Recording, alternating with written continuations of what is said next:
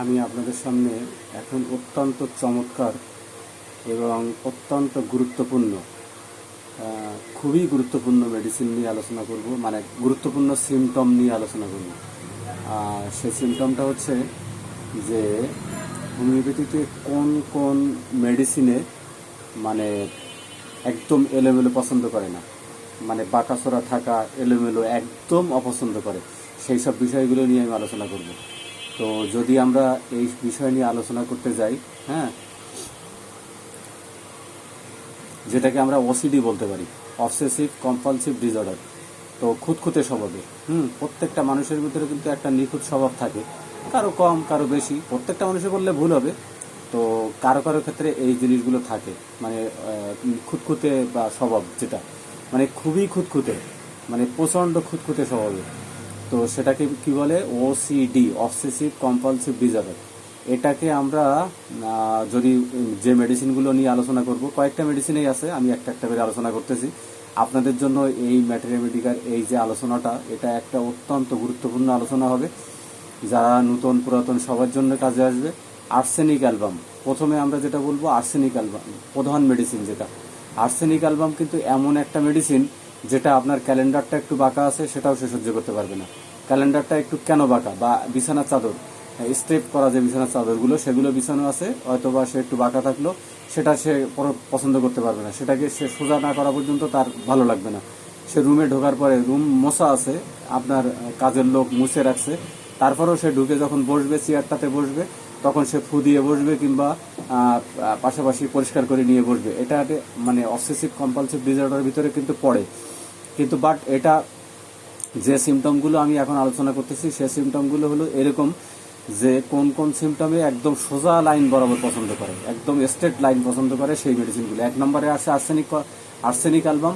Arsenic অ্যালবামে মানে authentic Medicare মধ্যে arsenic album কিন্তু একটা গুরুত্বপূর্ণ ভূমিকা রাখে। তো ক্লিনিক্যাল লক্ষণে আমরা বলবো যে রোগী অত্যন্ত সুশৃঙ্খল এবং পরিচ্ছন্নতা প্রিয়, মানে অত্যন্ত সুশৃঙ্খল এবং প্রচণ্ড পরিচ্ছন্ন। ঘরের কোনো জিনিস, টেবিলের ওপরে কোনো জিনিস, বইপত্র বা জিনিসপত্র সামান্য বাঁকাচোরা হয়ে থাকলে সে অস্থির হয়ে পড়েন। নিজে সেটা ঠিক না করা পর্যন্ত বা সোজা রাখা পর্যন্ত তার মনে শান্তি হয় না। সোজা কথা, সে সোজা রাখা না পর্যন্ত, সোজা করা না পর্যন্ত, পরিষ্কার পরিচ্ছন্ন না হওয়া পর্যন্ত সে মনের ভিতরে কোনো শান্তি পায় না। এটা একদম মানে রুব্রিক, যেটাকে এটা মাইন্ড ফ্যাস্টিডিয়াস বলি, তীব্র খুঁতখুঁতে। হ্যাঁ, আমরা রেফারেটরি ভাষায় যদি বলি তাহলে মাইন্ড ফ্যাস্টিডিয়াস, মানে তীব্র খুঁতখুঁতে। মানসিক অবস্থায় যদি আমরা দেখি, এটা বললাম ক্লিনিক্যাল লক্ষণ, এবং মানসিক অবস্থায় যদি আমরা বলি তাহলে বলবো এদের মনের ভিতরে সবসময় রোগ এবং মৃত্যুর ভয়। আর্সেনিকের মনের ভিতরে রোগ এবং মৃত্যু ভয় সবসময় প্রতিনিয়ত লেগে থাকে, যার ফলে এরা সব সময়, হ্যাঁ, চারিপাশের মানে পরিবেশকে কঠোর নিরাময়ের মধ্যে সোজা এবং নিখুঁতভাবে রাখতে চান। মানে চারিপাশের যে পরিবেশ, সেই পরিবেশটাকে সে সবসময় সোজাভাবে এবং নিখুঁতভাবে রাখতে চান।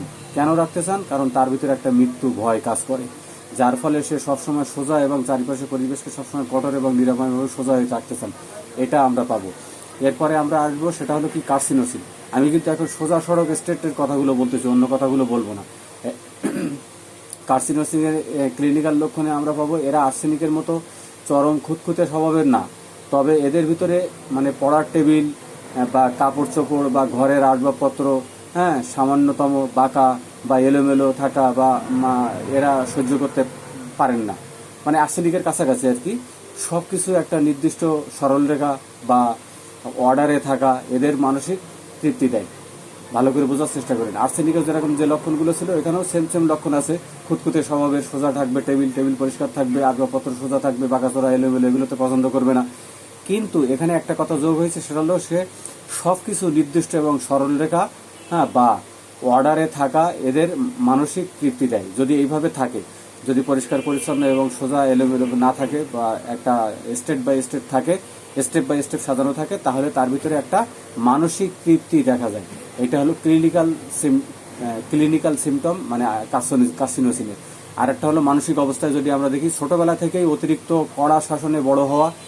যদি কোনো ছাত্র হোক বা মানে সে বাচ্চা হোক বা শিশু হোক বা কাজের লোক হোক বা স্বামী হোক বা স্ত্রী হোক, যদি কড়া শাসনে থাকে, অতিরিক্ত শাসনে থাকে, মানসিক চাপে থাকে, এইসব চাপে থাকার কারণে এদের ভিতরে একটা অবচেতন মনে একটা তীব্র একটা মানে মানে চাপ সৃষ্টি হয়। এই চাপ সৃষ্টি হওয়ার পরে তীব্র শৃঙ্খলার প্রবণতা তৈরি হয়। এই প্রবণতা তাদের ভিতরে সবসময় দেখা যায় যে তারা একটা চাপের ভিতরে থাকার পরে এইসব লক্ষণগুলো তারা আমরা কার্সিনোসিসের ভিতরে পাবো। এটা ভালো করে মনে রাখার চেষ্টা করবেন। এরপরে আমরা 3 নম্বরে আসতেছি হলো নাক্স ভূমিকা। নাক্স ভূমিকার ক্লিনিক্যাল লক্ষণের ভিতরে পাবো আমরা ঘরের জিনিসপত্র অন্য কেউ একটু বাঁকা করে রাখুক বা রাখলো বা একটু সরাই রাখলো বা এক জায়গার জিনিস আর এক জায়গায় রাখলো, সে ভীষণভাবে রেগে যায়। ঘরের একটা জিনিস অন্য কেউ যদি সরাই রাখে বা একটু এক জায়গায় ছিল সেটাকে যদি একটু অন্যভাবে রাখে বা একটু বাঁকাচোরা করে রাখে, তাহলে ঘরের প্রতিনিধি যারা থাকে যে থাকে সে মহিলা হইতে পারে পুরুষ হইতে পারে, যে এটা পছন্দ করে যে আর্সেনিক যে নাক্স ভমের পেশেন্ট সে কিন্তু এটা পছন্দ করবে না। এরা চান প্রতিটা জিনিসপত্র তাদের নির্দিষ্ট জায়গায় সোজা এবং নিখুঁতভাবে থাকবে।